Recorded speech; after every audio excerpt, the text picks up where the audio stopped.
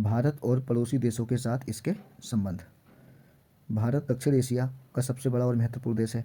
इसकी भूमि सीमाओं में अफगानिस्तान, पाकिस्तान, नेपाल, चीन, भूटान, म्यांमार और बांग्लादेश के साथ साथ श्रीलंका और मालदीव के साथ समुद्री सीमा शामिल है। भारत की विदेश नीति, जिसे पड़ोसी नीति के रूप में जाना जाता है, भारत के अपने पड़ोसियों के साथ संबंध स्थापित करने पर सक्रिय रूप से ध्यान केंद्रित करती है। भारत सरकार, दोस्तों यहाँ पे मिस्टेक हो गई है, ये भारत सरकार है। भारत सरकार अपने पड़ोसियों के साथ संबंध स्थापित करने पर सक्रिय रूप से ध्यान केंद्रित करती है। चलिए अब चलते हैं अपनी अगली हेडिंग की ओर। भारत की पहले पड़ोसी नीति, दोस्तों इसे अंग्रेजी में कहते हैं नाइबरहुड फर्स्ट पॉलिसी। तो अभी हम इसमें देखेंगे कि भारत हमेशा से ही अपने पड़ोसी देशों के साथ हाथ से हाथ मिलाकर चलने के लिए प्रयासरत रहा है। अब इसमें पहली हेडिंग दोस्तों, स्वतंत्रता के बाद से भारत की विदेश नीति लगातार विकसित हो रही है और अपने पड़ोसियों के साथ संपर्क हमेशा देश के लिए प्रमुख रहा है। नेबरहुड फर्स्ट पॉलिसी, ये देखिए अंग्रेजी में दोस्तों इसे ये कहते हैं नेबरहुड फर्स्ट पॉलिसी, मतलब पड़ोसी को पहले लाभ दिया जाए। अब इसमें है भारत की विदेश नीति एक प्रमुख घटक है जो अपने दक्षिण एशियाई पड़ोसियों के साथ शांतिपूर्ण संबंधों और सहयोगी तालमेल सह विकास पर केंद्रित है। भारत की पड़ोसी पहले नीति का उद्देश्य अंतर्राष्ट्रीय शांति और सहयोग को आगे बढ़ाते हुए अपने पड़ोसियों के साथ संबंध मजबूत करना है। दक्षिण एशिया में चल रही राजनीतिक, देखिए दोस्तों यहाँ पे दक्षिण एशिया है, इससे ये हमें पता चलता है कि भारत जो है वो दक्षिण एशिया का देश है। दक्षिण एशिया में चल रही राजनीतिक, आर्थिक और सामाजिक उथल पुथल ने भारत के पड़ोसी देशों और पूरे क्षेत्र की शांति और स्थिरता को बाधित कर दिया है। भारत सरकार अपने पड़ोसियों के साथ संबंध बनाने और बनाए रखने की आवश्यकता को समझती है। 2014 से भारत सरकार ने भारतीय विदेश नीति के एक आवश्यक घटक के रूप में पड़ोसी पहले की अवधारणा पर जोर दिया है। अपने पड़ोसियों के साथ साथ भारत की बातचीत का मुख्य विषय ये सुनिश्चित करना है कि वे भारत की आर्थिक समृद्धि और विकास से लाभान्वित हों। चलिए अब चलते हैं अपने नेक्स्ट हेडिंग की ओर। तो अब हम दोस्तों इसमें संबंधों पर बात करेंगे कि भारत के इन सभी देशों के साथ संबंध कैसे हैं। तो इन संबंधों को हम एक एक देश के साथ देखते चलेंगे दोस्तों कि किस देश के साथ भारत के संबंध कैसे हैं। तो सबसे पहले हम चलते हैं दोस्तों भारत और अफगानिस्तान के संबंध में कि इन दोनों में आपसी संबंध कैसे हैं।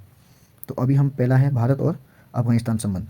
तो भारत का नेशनल फ्लैग ये है दोस्तों, और अफगानिस्तान का पहले जो नेशनल फ्लैग था वो ये था जब वहाँ पे तालिबान का कब्जा नहीं था। उसके बाद में कब्जा हो गया दोस्तों तालिबान का, तो तालिबान ने वहाँ का झंडा चेंज कर दिया। अब जो झंडा चेंज किया तो उसमें एक दोस्तों एक रेगिस्तान है, उसमें एक आदमी खड़ा है झंडा लेके। इसके बारे में अभी हम आगे जिक्र करेंगे दोस्तों, इस झंडे में क्या है उसका और इसका मतलब क्या है। पहले इसके संबंधों के बारे में जान लेते हैं दोस्तों, जो प्राचीन काल से अफगानिस्तान के संबंध हैं भारत के साथ। पहले हम इन संबंधों के बारे में जान लेते हैं कि भारत के अफगानिस्तान के साथ कैसे संबंध रहे हैं प्राचीन काल से। तो दोस्तों थोड़ा हम ध्यान से पढ़ेंगे क्योंकि यहाँ से हमारे कई क्वेश्चन बन सकते हैं, जिससे आपको दूसरे टॉपिक की भी नॉलेज हो जाएगी और ये तो हो ही जाएगी। चलिए दोस्तों देखते हैं इसे। सिंधु घाटी सभ्यता जितनी पुरानी मानी जाती है, स्वतंत्रता के बाद भारत अफगानिस्तान संबंधों का सूत्रीकरण जनवरी 1950 में शुरू हुआ, जब भारत के तत्कालीन प्रधानमंत्री पंडित जवाहरलाल नेहरू और भारत में अफगानिस्तान के तत्कालीन राजदूत मोहम्मद नजीबुल द्वारा 5 साल की मित्रता संधि पर हस्ताक्षर किए थे। तो दोस्तों ये इस प्रकार भी आ सकता है कि भारत ने अफगानिस्तान के साथ सबसे पहले मित्रता संधि पर हस्ताक्षर कब किए थे। 1949 में भारत और अफगानिस्तान के बीच मित्रता संधि पर हस्ताक्षर किए गए थे। 1950 और 1960 के दशक के दौरान भारत और अफगानिस्तान कूटनीतिक रूप से करीब आए। अब दोस्तों इसके बाद में क्या हुआ कि तालिबान ने अफगानिस्तान पर कब्जा कर लिया, उसके बाद में कैसे संबंध है ये हम जान लेते हैं। तालिबान के अधिग्रहण के बाद भारत अफगानिस्तान में संबंध। अगस्त 2021 में अफगानिस्तान से अपने सभी सैनिकों को वापस बुलाने के राष्ट्रपति जो बाइडेन के फैसले के बाद तालिबान ने अफगानिस्तान पर नियंत्रण कर लिया। आतंकवाद के संबंध में भारत की शून्य सहिष्णुता नीति है। अब आगे चलते हैं और तालिबान का जो झंडा है, जो तालिबान ने झंडा दिया है उसमें क्या है दोस्तों देख लेते हैं। तालिबान का झंडा सफ़ेद रंग का है और उस पर शहदा लिखा हुआ है। शहदा एक नारा है, इसे एक नारे की तरह देख सकते हैं दोस्तों। इसमें क्या, इससे पहले अफगानिस्तान का झंडा हरे और लाल रंग का था, जैसा ये है दोस्तों यहाँ पे हरा और लाल रंग का। दुनिया के कई देशों ने तालिबान के नए झंडे को मान्यता नहीं दी है। यही वजह है कि यूएन अधिकारियों की तालिबान के झंडे के साथ तस्वीरें सामने आने के बाद इस पर विवाद हो गया। तालिबानी अपने जिस झंडे को लेकर घूम रहे हैं उस पर शहादा लिखा हुआ है। इसका मतलब है दोस्तों अल्लाह के अलावा और कोई दूसरा भगवान नहीं है। मोहम्मद रसूल अल्लाह यानी मोहम्मद अल्लाह के पैगंबर हैं। तालिबान के झंडे को इस्लामिक इमिरेट्स ऑफ अफगानिस्तान कहा जाता है। तालिबान के झंडे को क्या कहा जाता है दोस्तों? इस्लामिक इमिरेट्स ऑफ अफगानिस्तान, जबकि अफगानिस्तान सरकार इस्लामिक रिपब्लिक ऑफ अफगानिस्तान के नाम से काम करती थी। तो ये वो झंडा है दोस्तों जिसमें पीछे रेगिस्तान हो गया और ये एक आदमी खड़ा है इसमें सफ़ेद झंडा लिए हुए और इस वो ये लिखा हुआ है दोस्तों। ठीक है, अब चलते हैं अगले पॉइंट की ओर। अब थोड़ी सी अफगानिस्तान के बारे में बात कर लेते हैं दोस्तों। इसके पॉइंट के बारे में क्या है, अफगानिस्तान की राजधानी क्या है, काबुल। अफगानिस्तान की मुद्रा अफगानी, संसद शोरा और भाषा पश्तो या दारी। अब चलिए दोस्तों थोड़ा जान लेते हैं भारत पाकिस्तान के संबंध के बारे में। तो दोस्तों ये भारत का तिरंगा ये है और पाकिस्तान का झंडा ये है।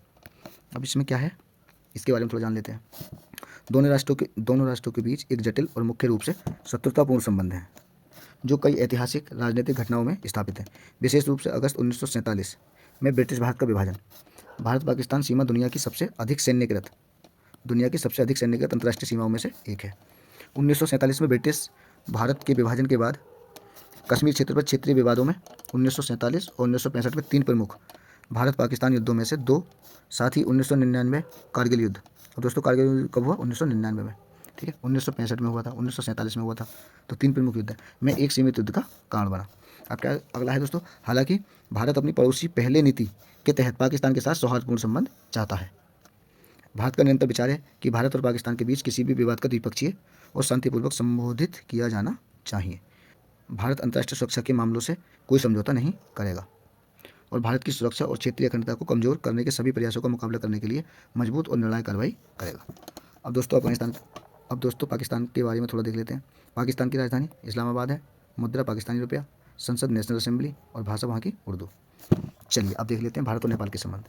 तो ये नेपाल का झंडा हो गया, ये इंडिया का। भारत और नेपाल के संबंध मजबूत द्विपक्षीय संबंध हैं। इतिहास, संस्कृति, परंपरा और धर्म की सदियों पुरानी कड़ी के आधार पर ये बातचीत तंग, व्यापक और बहुआयामी है और एक दूसरे के साथ राजनीतिक, सामाजिक, सांस्कृतिक, धार्मिक और अधिक जुड़ाव में तेजी से प्रमुख है। 17 जून 1947 को दोनों देशों ने अपने लंबे समय से चले आ रहे संबंधों को औपचारिक रूप देने के लिए राजनयिक संबंध स्थापित किए। नेपाल की राजधानी काठमांडू, नेपाली रुपया, इसकी मुद्रा नेपाली रुपया है, संसद का नाम राष्ट्रीय पंचायत और भाषा नेपाली भाषा। चलिए अब देख लेते हैं भारत और चीन के बीच। चीन का ये झंडा है दोस्तों, इसे देख लेना। भारत और चीन एशिया की 2 उभरती ताकतें हैं। ऐतिहासिक रूप से भारत और चीन के बीच 2वीं शताब्दी ईसा पूर्व से सांस्कृतिक और वाणिज्यिक संबंध रहे हैं। कब से, 2वीं शताब्दी ईसा पूर्व से। 1 अप्रैल 1950 को भारत और चीन ने औपचारिक रूप से राजनीतिक संबंध स्थापित किए। वर्ष 2020 में चीन भारत राजनीतिक संबंधों की 70वीं वर्षगांठ है।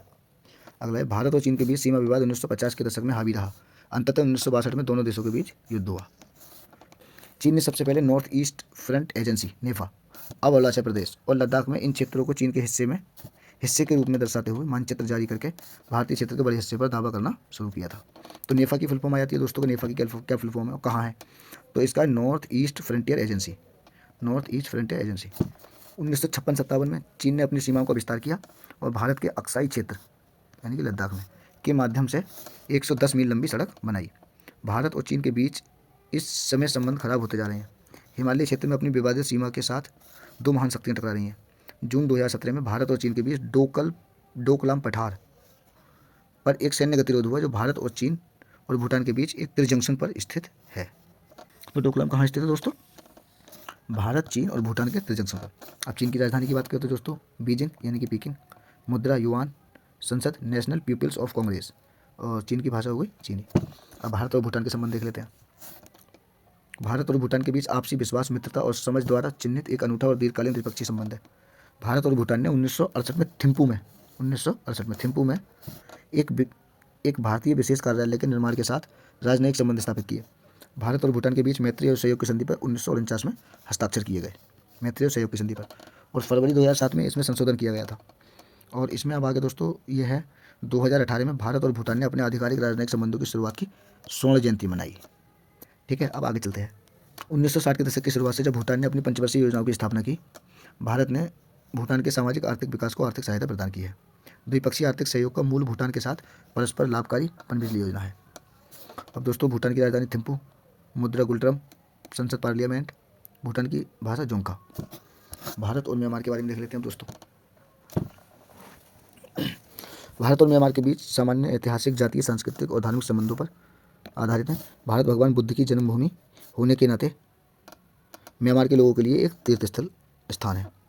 1951 में भारत और म्यांमार ने मित्रता की संधि पर हस्ताक्षर किए। भारत और म्यांमार की 1600 किलोमीटर लंबी भूमि सीमा के साथ साथ बंगाल की खाड़ी में एक समुद्री सीमा भी है। दोनों देशों की भौतिक निकटता के मैत्रीपूर्ण संबंधों के विकास और रखरखाव के साथ साथ लोगों से लोगों की बातचीत सुविधा में सहायता किया। म्यांमार की राजधानी नेपियडा, मुद्रा, क्यात, संसद, पियूथी हटाब या होताब। म्यांमार की भाषा बर्मीज। अब चलिए दोस्तों आगे चलते हैं। भारत बांग्लादेश संबंध। ये भारत का झंडा है, ये बांग्लादेश का। भारत बांग्लादेश को एक विशिष्ट और स्वतंत्र राज्य के रूप में स्वीकार करने वाला पहला राष्ट्र था। विशिष्ट और स्वतंत्र राज्य के रूप में। तो दोस्तों भारत जो था वो बांग्लादेश को एक विशिष्ट और स्वतंत्र राज्य के रूप में स्वीकार करने वाला पहला राष्ट्र था। और जैसे ही बांग्लादेश ने दिसंबर 1971 में अपनी स्वतंत्रता प्राप्त की, दोनों देशों ने राजनयिक संबंध बनाए। भारत बांग्लादेश संबंध एक सभ्य, सांस्कृतिक, सामाजिक और आर्थिक स्तर पर जुड़े हुए हैं। भारत और बांग्लादेश की एक साझा सीमा है जो 4096.7 किलोमीटर लंबी है, जो इसे एक पड़ोसी के साथ देश की सबसे लंबी भूमि सीमा बनाती है। जून 2015 में अनुसमर्थन दस्तावेजों के आदान प्रदान के बाद भारत बांग्लादेश भूमि सीमा समझौता LVA। चलिए दोस्तों अब देख लेते हैं बांग्लादेश के बारे में थोड़ी सी अन्य जानकारी। इसकी राजधानी होगी ढाका, मुद्रा होगी टका, संसद जातीय संसद और भाषा बंगाली। चलिए अब देख लेते हैं अगला। आज़ादी के बाद से भारत और श्रीलंका ने विभिन्न स्तरों पर द्विपक्षीय संबंध स्थापित किए हैं। आंतरिक रूप से विस्थापित लोगों IDP और श्रीलंकाई आबादी से वंचित समूह के लिए विकास सहायता कार्यक्रमों के निष्पादन में महत्वपूर्ण प्रगति ने मदद की है। तो ये एक रिश्ता प्रोग्राम है दोस्तों, उसके तहत ये सब होता है। और भारत श्रीलंका मुक्त व्यापार समझौते पर ISFTA पर 1998 में हस्ताक्षर किए गए थे और ये मार्च 2000 से प्रभावी है।